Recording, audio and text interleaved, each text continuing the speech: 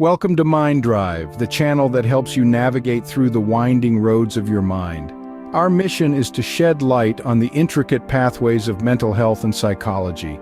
We're here to guide you, offering insights and tools to help you on your journey.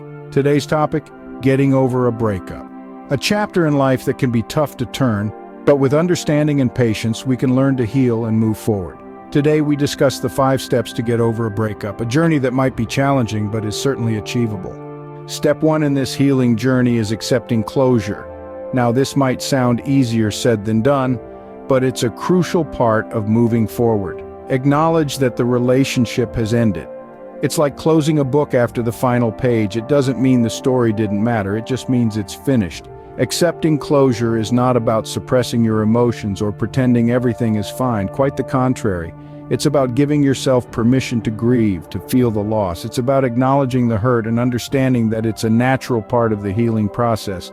Remember, it's okay to miss what you had. It's okay to feel the void that the end of the relationship has left. But acceptance, that's about realizing that despite the void, the world hasn't stopped turning.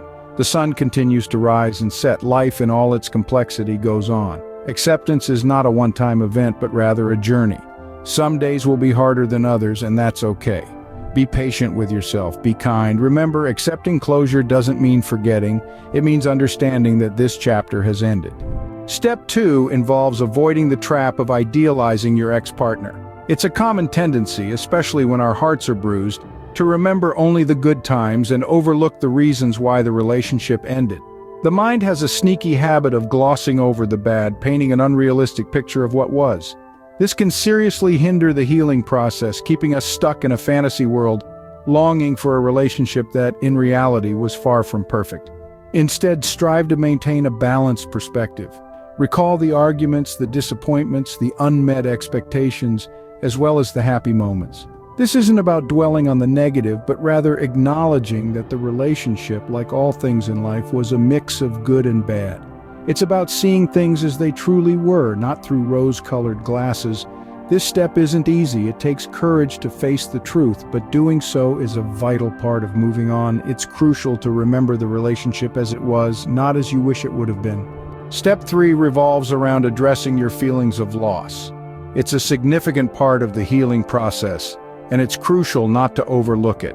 Loss in this context doesn't just refer to the person you've parted ways with, but also the shared dreams, routines, and even the parts of yourself that you've lost in the relationship. Acknowledging these feelings rather than suppressing them is the first step towards healing. It's like a wound. You wouldn't ignore it, would you? You'd clean it, treat it, and let it heal. Similarly, your emotions need to be recognized, expressed, and allowed to heal over time. Now, how do you process these emotions? Writing a journal can be a powerful tool. Pour your thoughts onto the page, allow yourself to feel the emotions, and then let them go. It's a form of self-expression that can provide clarity and relief. Alternatively, talking to a trusted friend about what you're going through can also be therapeutic. They might not have all the answers, but sometimes all you need is someone to listen, to validate your feelings. Remember, it's okay to feel the pain, it's part of the healing. You're not alone in this journey, and it's okay to seek help when you need it. Step 4 is about building a strong support network. Let's dive into this. When we're dealing with heartache, it's easy to feel isolated or think we're burdening others with our feelings. However, it's important to remember that friends and family are there to support us during tough times. Sharing your feelings with them can help lighten your emotional load. It's like distributing the weight of a heavy object among several people. It becomes easier to carry. Moreover, opening up to others can provide a fresh perspective on your situation. Sometimes we're so entrenched in our own thoughts and emotions that we can't see the bigger picture. Your support network can help you see things you might have missed, offering insights that could lead to a better understanding of your feelings. You can also consider professional help like therapy. Therapists are trained to help you navigate difficult emotions and can provide tools to manage heartbreak effectively. Remember, you don't have to go through this alone. Reach out to your support network. The final step, step 5, is practicing mindful awareness. This is about being fully present in the moment, not allowing your mind to wander back to the past or jump ahead to the future. When you're mindful, you're more aware of your thoughts and feelings, and this can help you manage them more effectively. Imagine your mind as a sky and your thoughts as clouds. They may pass by, but they don't define the sky. Similarly, your thoughts and feelings are passing phenomena, and they don't define you. You can practice mindfulness in many ways. For instance, you could focus on your breath, noticing the sensation of the air entering and leaving your body, or you could take a mindful walk, fully immersing your senses in the experience of walking, feeling the ground beneath your feet, hearing the sounds around you, and seeing the world in its present state. Remember, mindfulness is not about escaping the pain or trying to make it disappear. It's about understanding it, acknowledging it, and allowing it to flow through you without resistance. It's like sitting on the bank of a river watching the water flow by. You're not trying to stop the water or change its course, you're just observing it as it is.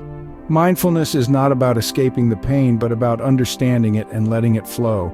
Navigating through the aftermath of a breakup can be challenging, but remember, healing takes time. It's a journey that involves accepting closure, not idealizing your ex, addressing your feelings of loss, building a support network, and practicing mindful awareness. It's not easy, but it's a testament to your strength and resilience.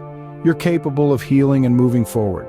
If you found this video helpful, please like, share, and subscribe to Mind Drive. Stay strong and remember, you are not alone in this journey.